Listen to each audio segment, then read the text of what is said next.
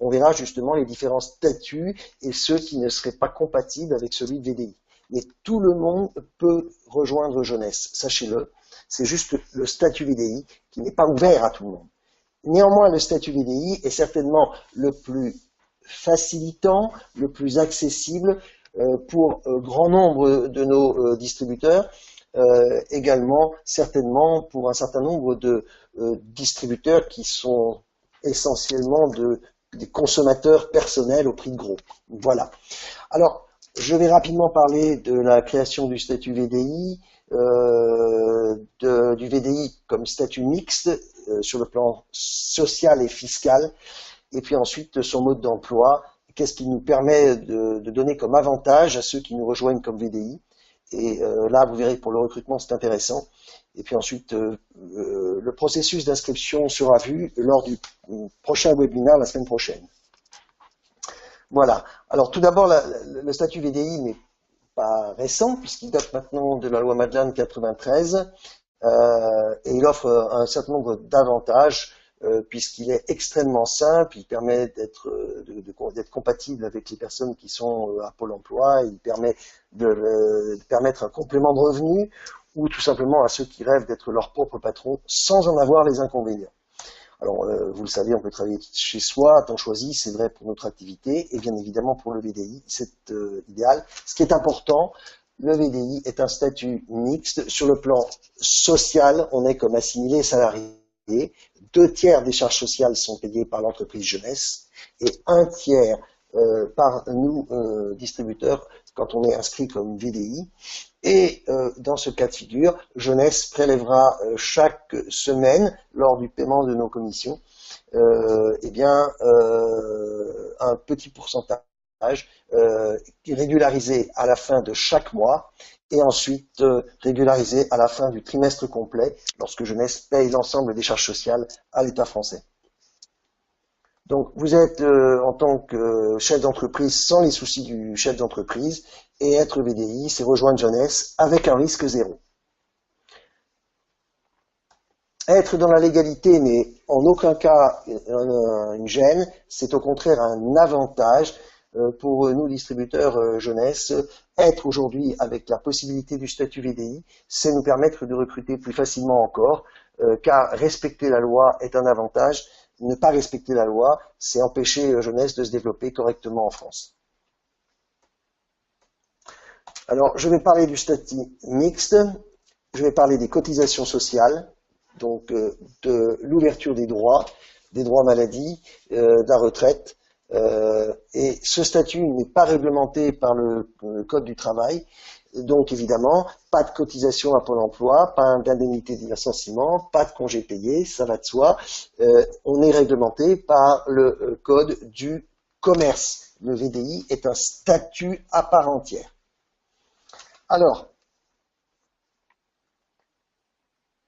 là, je parle d'un tableau. Alors, ce PowerPoint a été diffusé sur le site officiel Facebook de Jeunesse, relayé par un certain nombre de distributeurs, et j'espère que très rapidement Jeunesse pourra le télécharger dans membres seulement, information sur l'Europe et ensuite spécifique à la France. Et j'en précise pour vous, j'en profite pour vous dire que dans membres seulement, information spécifique à la France, vous trouvez le bon de commande et l'information précontractuelle. Et voilà, donc vous avez toutes ces informations-là. Ce tableau, je voudrais juste vous l'expliquer très simplement, parce que là, il paraît peut-être un peu chinois. Donc, quand on est VDI, contrairement à un salarié classique qui paye ses charges sociales dès le premier euro tout perçu, eh bien, quand on est VDI, on va le percevoir par tranche. Déjà, alors vous voyez que la première colonne indique les tranches, la deuxième colonne indique la commission brute trimestrielle. Qu'est-ce qu'une commission brute trimestrielle? Eh bien, c'est tout simplement la marge commerciale. La marge commerciale, eh bien, puisqu'on est acheteur-revendeur, c'est la marge, c'est le bénéfice que l'on fait entre le prix de vente moins le prix d'achat. C'est cette marge-là que l'on peut percevoir soit en direct quand on acquiert les produits et qu'on les revend, soit quand un de nos clients achète via Internet, et dans ce cas, eh bien, on a une marge commerciale. Et plus les commissions, c'est tout ce que Jeunesse nous verse au travers des cycles. C'est entre autres donc le bonus d'équipe, le bonus de leadership, qui sont voilà, que vous connaissez le plan de rémunération, hein, donc sur les premier, deuxième, troisième niveau jusqu'à 7 niveaux, et d'autres commissions éventuelles. Donc c'est l'ensemble des commissions perçues par le plan de commissionnement. Par contre, ce qui est important, c'est après abattement pour frais professionnels. Alors là, vous devez savoir que ces abattements pour frais professionnels sont déjà déduits dans cette grille-là, sont déjà déduits. Comment sont calculés ces abattements? Eh bien, c'est 10% de la commission brute trimestrielle, 10% de la commission brute trimestrielle, ce qui fait qu'on fera des exemples tout à l'heure, mais si je fais 378 €, eh bien, il faudrait que je rajoute 37,80 € pour intégrer l'abattement. Sauf que c'est pas calculé comme ça, puisqu'il y a un plancher minimum, c'est 144 €. Donc si le 10% est inférieur à 144 € comme frais professionnels, c'est 144 € qui sont pris. Et avec un plancher maximum, c'est-à-dire que si 10% de la rémunération brute trimestrielle est supérieur à 408 €, c'est ce plancher maximum que nous ne pouvons pas dépasser qui sera pris en compte. Dans cette colonne 2, ce plancher minimum de 144 € ou ce plancher maximum de 408 € sont déjà appliqués. Et entre ces deux planchers, c'est la valeur de 10%. L'assiette forfaitaire trimestrielle, la troisième colonne, elle indique ce sur lequel les charges sociales vont être calculées. Alors vous devez savoir qu'un salarié, c'était le premier euro. Et bien là déjà, vous voyez que jusqu'à 378 € frais et abattements faits, ce qui fait 522 € par trimestre, eh bien, le distributeur ne paye aucune charge et Jeunesse non plus. Vous avez quand même un nombre important, j'imagine, de clients au prix de gros qui doivent être dans ce cas de figure. Ils consomment pour eux-mêmes et certainement dans ce cas de figure, eh bien, on ne dépasse pas 522 €, je montrerai l'exemple après, de commission avant déduction d'abattement pour frais professionnels. On est dans ce cas dans la colonne A' et on ne paye pas de charges sociales.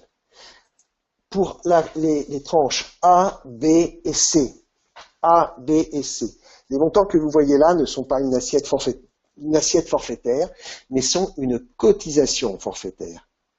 Cotisation forfaitaire, ça veut dire que qu'on soit entre 378 ou 522, ou qu'on soit pour la tranche C, par exemple, la tranche A d'abord, de 378 à 522, eh bien, on cotisera 25 €. C'est-à-dire que le VDI, sur le trimestre complet, cotisera 9 € et Jeunesse 16 €. Voilà. Donc, vous voyez bien, c'est 9 € par trimestre, 3 € par mois. Je pense que j'insiste beaucoup là-dessus. Un client, un distributeur client au prix gros, si l'on veut, eh bien, sera gagnant plutôt qu'être client privilégié en gardant et en remplissant son statut de VDI, car ça ne lui sera quand même aucun inconvénient et que des avantages, et il aura, si même il dépassait 522, que 9 € à payer. Alors, par trimestre. La tranche B, c'est 50 € à payer, et la tranche C, c'est 150, à chaque fois répartis 1 tiers pour le VDI et 2 tiers pour Jeunesse. À partir de la tranche D, ce que vous voyez, c'est qu'on est là vraiment sur une assiette forfaitaire. Ça veut dire quoi? Ça veut dire que on va cotiser non pas sur ce que l'on a perçu comme rémunération brute, mais sur le montant forfaitaire de 609, auquel seront appliqués 17,40% de cotisation pour le VDI, ce qui fait 105,97 € et 31,05% pour l'entreprise Jeunesse.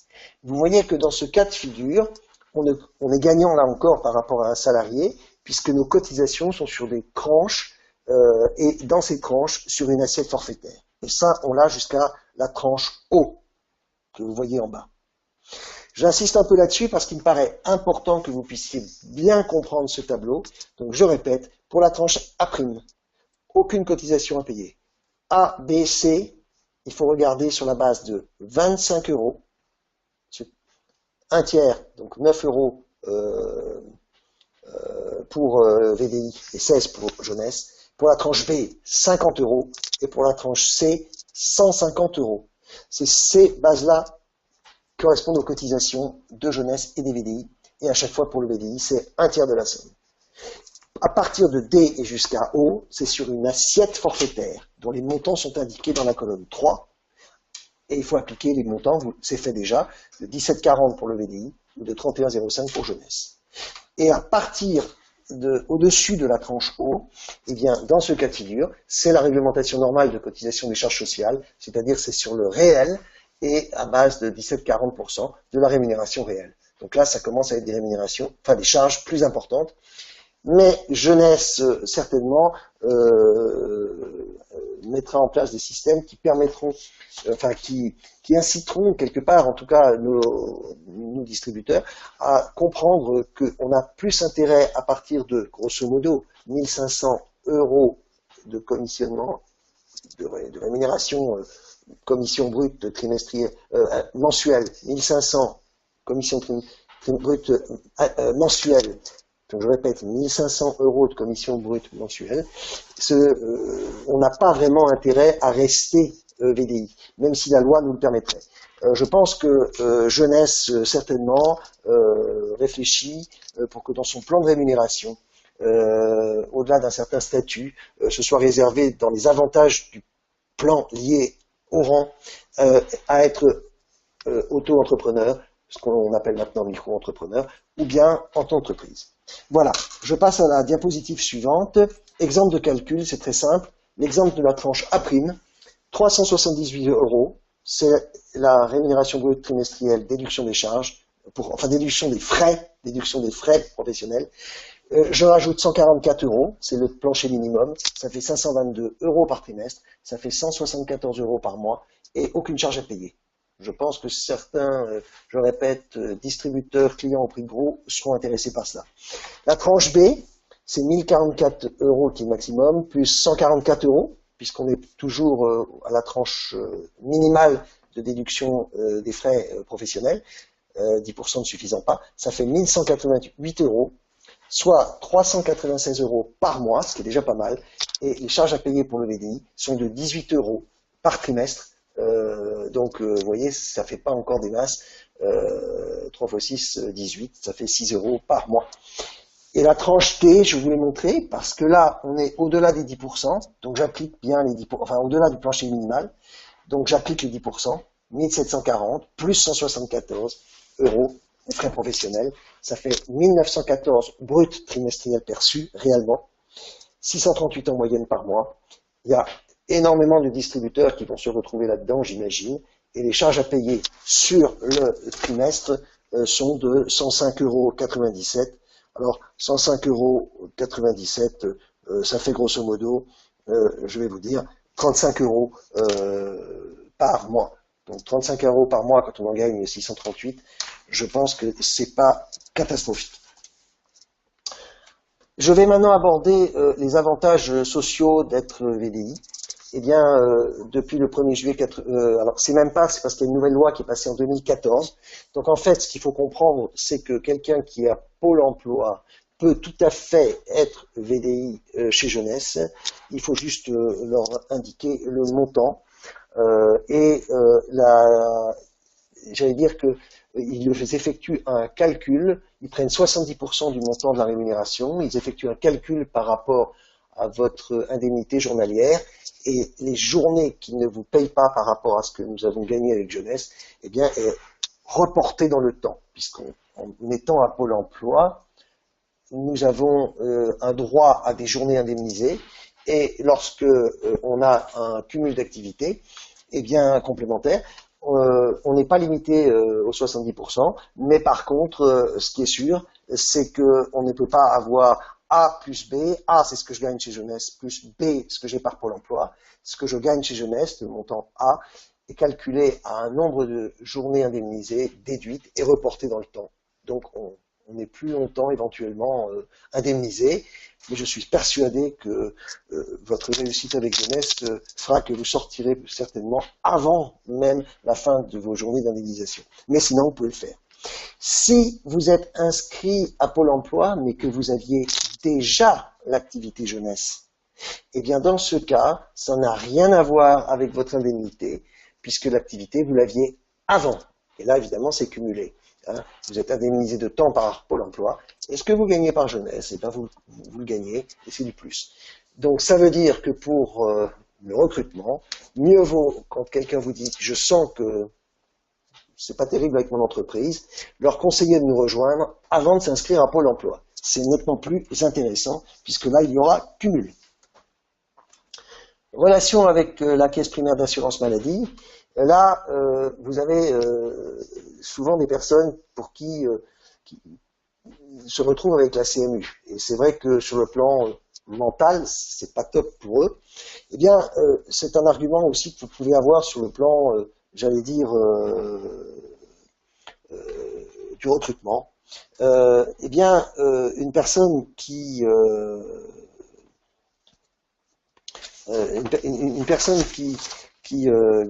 serait justement comment dire à 522 € par trimestre, c'est-à-dire environ 174 € par mois. Je dis bien 522 € par trimestre de rémunération brute trimestrielle. On est toujours dans juste la tranche au-dessus de la prime, quoi. Eh bien, dans ce cas-là, ou juste la prime, eh bien, cette personne-là se verra indemnisée. Si elle fait 3 mois d'affilée avec cette 3 mois avec une rémunération de 522 €, soit 174 € par mois, eh bien, elle aura pendant 2 ans droit au remboursement des prestations en nature. Donc ça me paraît intéressant. Quelqu'un qui est à la CMU et qui était sur son conjoint avant et qui se retrouve à la CMU, qui est à la CMU, peut retrouver droit aux prestations en nature dès lors qu'elle réalise un revenu minimum de 522. Notez bien, c'est pas 384. Là, je vous ai fait le chiffre sur 2016. C'est 522 € par trimestre.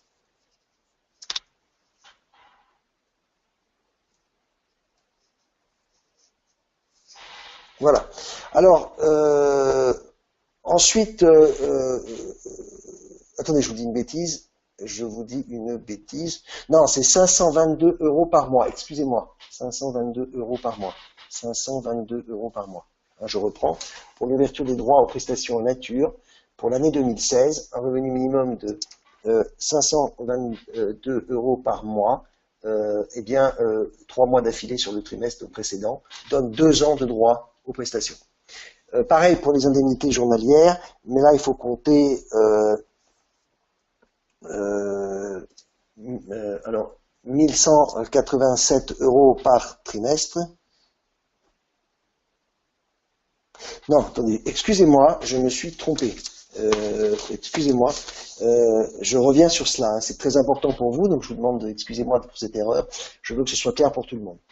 Pour l'ouverture des droits aux prestations en nature, le VDI doit avoir au cours des 3 derniers mois réalisé en fait 666 € par trimestre,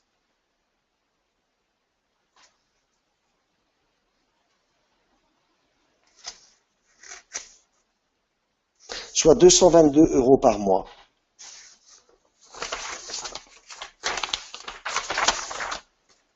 Attendez, parce que j'ai quelques doutes et je ne voudrais pas me tromper. Voilà, attendez. Voilà, excusez-moi. Non, alors je reprends encore une fois et pour la dernière fois. Les chiffres vont être tout à fait exacts. Excusez-moi, je suis désolé. Ça doit être l'émotion. Pour l'ouverture donc des droits aux prestations en nature, le VDI doit avoir au cours des 3 derniers mois un revenu minimum de 386,80 € précisément, chiffre pour 2016. soit 1160 € par trimestre. Ça lui donnera droit pour 2 ans aux prestations en nature. Et ça me paraît important. Pour avoir droit aux indemnités journalières, je n'ai pas calculé le montant exact, il est légèrement supérieur à ce que vous avez là marqué, c'est-à-dire 480,50 € par mois, soit 1441 € par trimestre. C'est de quelques euros de plus, vous avez vu, puisque c'est lié au SMIG horaire en 2016. Je passe à la diapo suivante. Ce qui est important, c'est vous avez la possibilité aussi pour le recrutement de trouver des gens qui veulent uniquement valider des trimestres supplémentaires.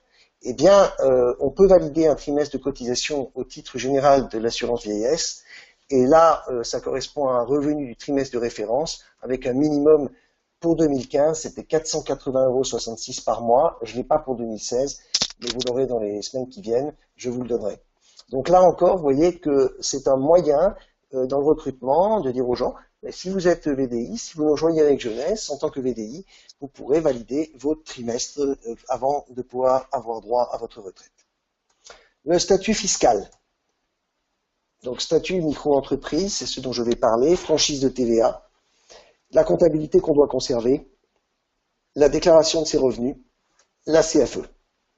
La CFE, je le rappelle pour ceux qui ne le savent pas, c'est l'ancienne taxe professionnelle.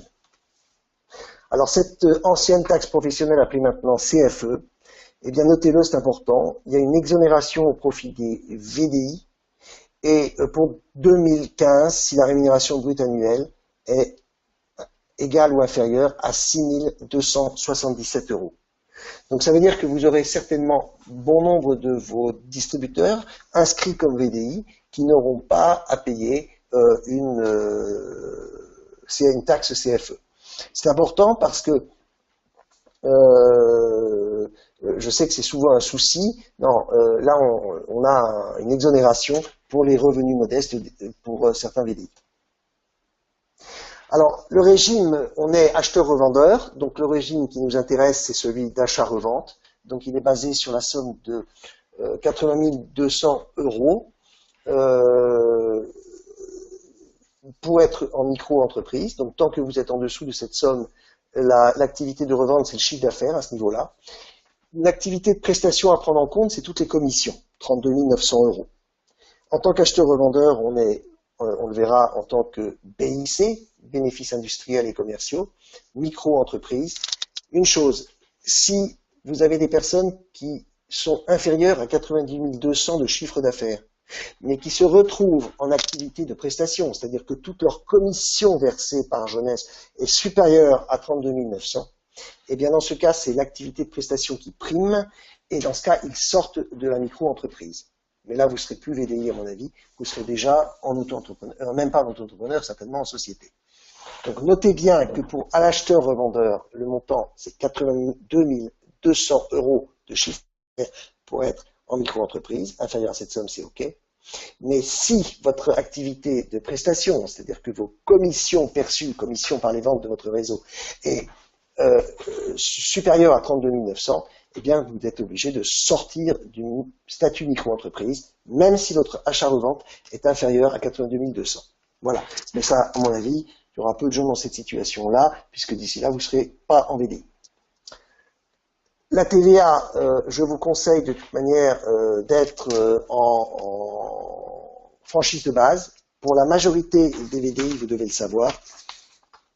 Eh bien, vous avez tout intérêt à être vous êtes en acheteur-revendeur, donc vous êtes BIC, BIC, bénéfices industriels et commerciaux, choix micro-entreprise et franchise de base de TVA. Ça, c'est important, on le reverra la semaine prochaine sur la façon de vous inscrire.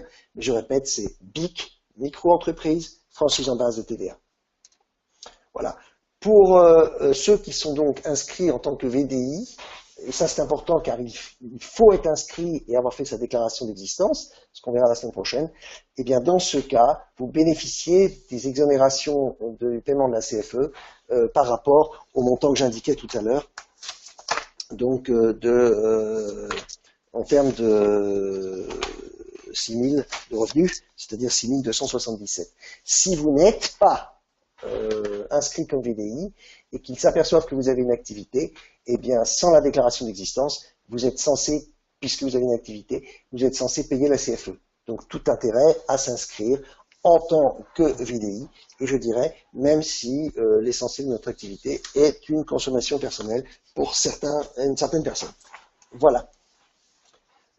L'inscription au CFE se fait pour la déclaration d'existence au CFE URSSAF, vous avez là, mais vous avez une méthode qui a été mise dans Facebook officiel TM, repris par un certain nombre de leaders également et diffusé auprès du réseau, et puis on en parlera la semaine prochaine. Donc ce qui est important, c'est d'indiquer le statut pour ne pas bloquer le compte. Voilà, la CFE, l'exonération, je viens d'en parler. Donc, vous l'avez également.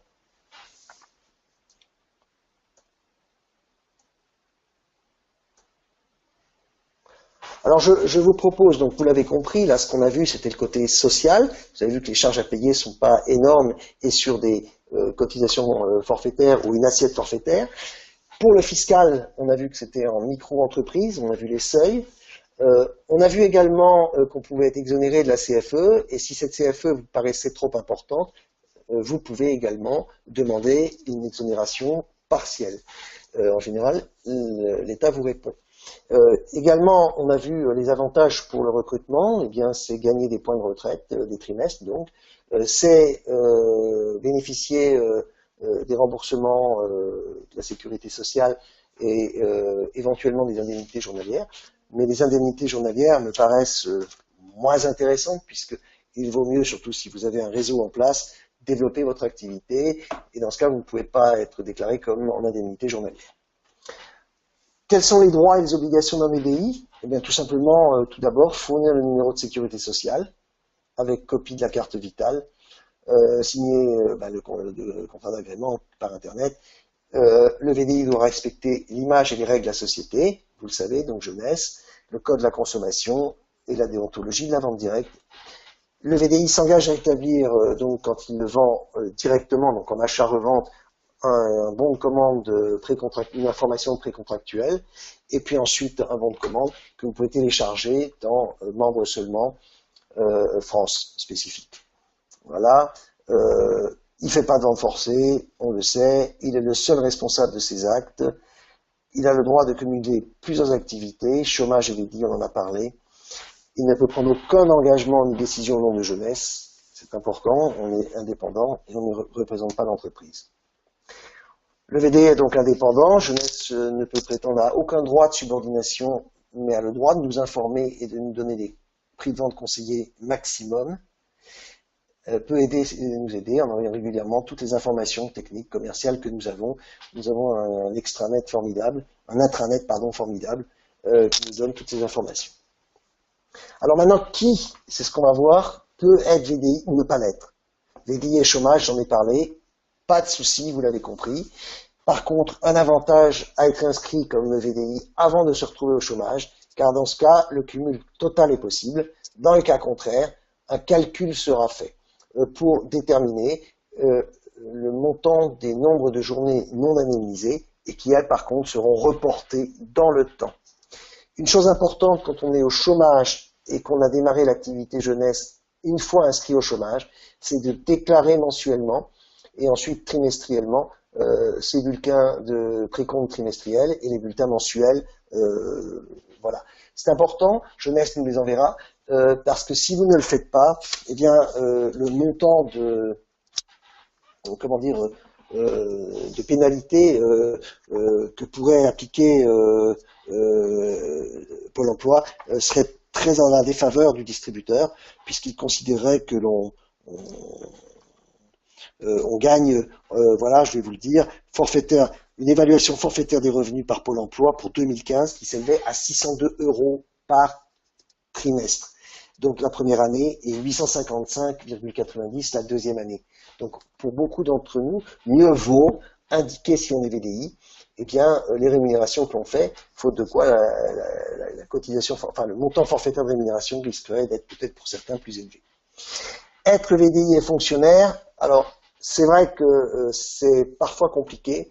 Aujourd'hui la loi a un peu évolué. Il faut savoir que un VDI a deux solutions, enfin un fonctionnaire a deux solutions. Soit le fonctionnaire demande à être en création d'entreprise, c'est-à-dire qu'il veut être VDI parce qu'à terme il veut être monter son activité, il veut sortir du fonctionnariat au bout des 2 ans. Il a 2 ans tout en restant fonctionnaire pour démarrer son activité. Ça passe par une commission. Dans ce cas de figure, elle peut être acceptée. Dans le cas de figure où le fonctionnaire dit qu'il veut faire ça en complément de son activité de fonctionnaire, la commission en général refuse. Et dans ce cas, je vous conseille de trouver, parfois vous avez un conjoint qui n'est pas fonctionnaire ou un proche qui peut travailler avec vous et qui lui serait inscrit comme distributeur. Donc des solutions, il y en a toujours. Hein, retournez vers votre vers votre sponsor, vers votre parrain, et voilà, et puis il saura vous mettre en relation avec les gens qu'il faut pour vous aider dans ces réponses. Donc VDI et fonctionnaire, on peut être en fonctionnaire chez Jeunesse, il est parfois plus difficile de le faire au travers du VDI, mais si on veut le faire en termes de création à terme, généralement c'est accepté. Sinon, il faut trouver d'autres solutions. VDI et profession libérale. Alors, pour les professions libérales, il faut séparer la profession libérale réglementée, c'est-à-dire tout ce qui est avec un code déontologique spécifique, les médecins, les notaires, les avocats, etc. Pour ces gens-là, il vaut mieux contacter le cabinet, je vais vous donner les coordonnées, donc c'est le cabinet Rivière, donc S.Rivière, si vous voulez bien noter. Je vais vous donner un numéro qui a déjà été diffusé, un numéro de téléphone et un mail, qui vous permet, si vous ne pouvez pas être VDI, de pouvoir trouver les réponses. C'est le cabinet Rivière. Le mail est S comme Sylvain, .rivière, Rivière, rivière comme une rivière, S.rivière, cabinet, du 6, petit d, d comme Denis, petit d, du 6, expertcomptable.com. Donc je répète le mail, s.rivière, cabinet, du 6, d, petit d, du 6, expertcomptable.com. Je vous donne également le numéro de téléphone, 01 76 36 06 39. Je répète, 01 76 36 06 39.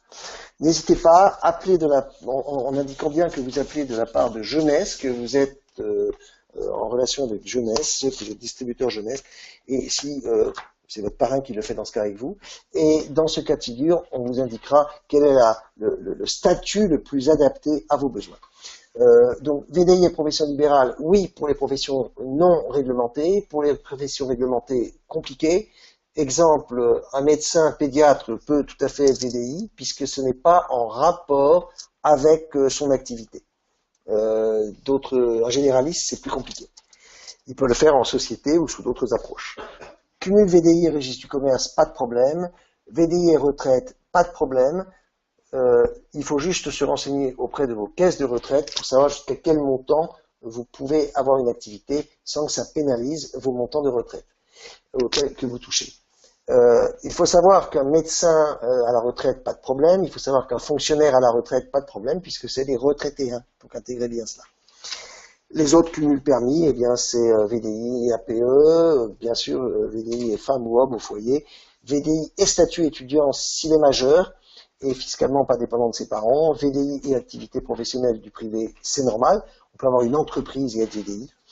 Pour l'auto-entrepreneur, eh bien, VDI et auto-entrepreneur, cela dépend de l'activité. Parfois, c'est plus compliqué, il faut que l'activité ne soit pas la même. Exemple, un auto-entrepreneur dans l'esthétique peut faire Jeunesse en utilisant son auto-entrepreneur. Et il ne pourra pas être VDI dans une activité telle que Jeunesse en étant dans l'esthétique. Par contre, il peut utiliser son statut d'auto-entrepreneur. Voilà. N'hésitez pas, si vous avez des questions, posez vos questions, je le répète, sur le lien vdi@jeunesseglobal.com, vdi@jeunesseglobal.com. Alors le statut de VDI aujourd'hui, et ça peut beaucoup vous aider dans le recrutement encore, puisque en 2008 ça a fait son entrée dans le code du commerce, c'est donc un statut reconnu. Ces activités sont encadrées, on est là pour mettre en place un réseau de distribution de vente, d'où la nécessité de faire des clients. C'est très important et ne jamais oublier que notre activité est quand même de développer auprès de clients et d'avoir des clients. Eh bien, il faut savoir que le VDI assure des prestations de services visant au développement et à l'animation de son réseau de vente. Si celles-ci sont de nature à favoriser la vente de produits, c'est ce qui nous concerne, c'est ce que nous faisons, c'est l'article L135.2, et vous avez là un argument pour tous ceux qui pourraient penser ou dire certaines choses sur la vente directe et le marketing de réseau en particulier. Eh bien, l'argument, c'est on a tout à fait le droit de créer des réseaux de distribution de vente et d'être rémunéré pour l'animation, la formation de ces réseaux. Et c'est ce que nous faisons et ce que Jeunesse fait quand il nous rémunère par les bonus d'équipe et les bonus de leadership. C'est ce que vous voyez quand j'ai mis l'article L135.2 du Code du commerce qui reconnaît les fonctions de parrainage et d'animation comme prestation de service pouvant être rémunérées par l'entreprise Jeunesse. Donc, quand vous aurez ce PowerPoint, n'hésitez pas à garder cette page, à la mettre dans vos différents documents, et ils peuvent répondre à certaines questions que vous pouvez avoir de vos contacts. Ça, je ne vais pas en parler puisqu'on verra ça la prochaine fois. Enfin, en 2 mots quand même, si pour ceux qui s'inscrivent d'ici là, il faut rajouter le numéro de sécurité sociale, il faut mettre le choix du statut, ça c'est très important, sinon vous êtes bloqué pour le parrainage. L'auto-entrepreneur, sachez-le, est en train d'évoluer puisque l'auto-entrepreneur va devenir micro-entreprise. Donc, on parlera chez Jeunesse de micro-entrepreneur. Chez Jeunesse, on parlera de VDI, on parlera de micro-entrepreneur et puis d'entreprise classique. Je vous conseille, quand d'ailleurs vous vous inscrivez, de faire la téléchargement d'existence directement en lien, c'est plus facile, mais surtout, gardez toutes les preuves de votre inscription. Je le redirai la semaine prochaine, c'est extrêmement important. Gardez les éléments de preuve, c'est-à-dire si vous le faites directement par Internet, gardez le mail de retour du CFE URSSAF. Si vous le faites en téléchargeant le P0I, faites une photocopie du P0I, envoyez en recommandé avec accusé de réception, gardez la photocopie de votre P0I, gardez le document d'envoi de votre recommandé et la réception du recommandé par le CFE URSSAF. C'est important. Voilà. Eh bien, écoutez, je vous avais dit qu'on essayerait de terminer en 3/4 d'heure. J'espère que ce webinaire était suffisamment clair pour vous. Juste en conclusion, je vais vous dire la chose suivante. Tout simplement, être VDI, c'est un avantage pour une grande majorité de distributeurs qui démarrent. C'est le statut idéal quand on démarre l'activité jeunesse et qu'on n'était pas du tout dans cette activité. On peut également, sachez-le, si on est VDI dans une autre structure préalablement, il suffit de donner le numéro de SIRET de cette autre structure. Voilà, on ne se réinscrit pas une deuxième fois. Pour tous ceux qui connaissaient Jeunesse avant le 1er janvier 2016, on a 30 jours pour s'inscrire, donc votre activité démarre dans les premiers jours de janvier 2016. Voilà, puisqu'on a 30 jours pour s'inscrire. Donc, toutes les personnes, j'allais dire, qui connaissaient Jeunesse préalablement au 1er janvier, vous aviez 30 jours. Donc, on va dire que votre début d'activité, c'est le 5, 6 janvier, 4 janvier. Et voilà. Également savoir, donc, les charges sociales dédramatisées. Dédramatiser également pour les distributeurs clients au prix de gros, entre guillemets, puisque ces gens-là, s'ils ne font pas de marge commerciale et qu'ils limitent leurs achats à leur consommation personnelle, seront certainement dans des tranches où il n'y aura pas de charge sociale. Voilà. Donc, ils n'auront que des avantages de s'inscrire et des prix plus intéressants encore que les clients privilégiés. Pour la partie fiscale, BIC, micro-entreprise. Voilà.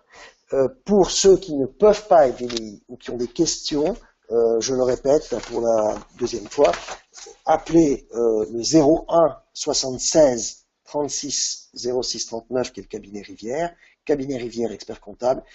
Dites que vous êtes Jeunesse, 01 76 36 06 39. Ils vous aideront à choisir le statut autre que celui de VDI, le plus adapté à votre situation précise, et s'occuperont, si vous le souhaitez, pour des sommes assez modiques d'ailleurs, à gérer ensuite votre comptabilité. Leur lien, c'est s.rivière, cabinet-du-6, des petits d-du-6, expertcomptable.com. Si vous avez des questions, n'hésitez pas à les poser sur vdi@jeunesseglobal.com. Voilà, j'ai terminé, je vous remercie, j'espère que ça répondait déjà à bon nombre de vos questions.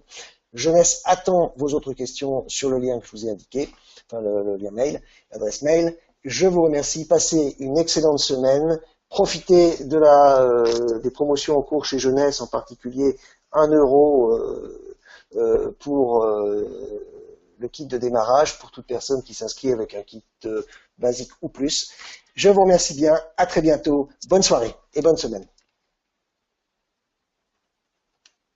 Merci beaucoup Jean-Marcel en tout cas, et puis de mon côté Adibou Katem, je vous souhaite également une très bonne soirée et je vous donne rendez-vous donc la semaine prochaine pour bien entendu prendre des informations sur le processus d'inscription dans le cadre du VDI, donc par rapport au back-office, etc. Donc bonne soirée, bonne semaine et à très bientôt. Merci et bon succès. Au revoir.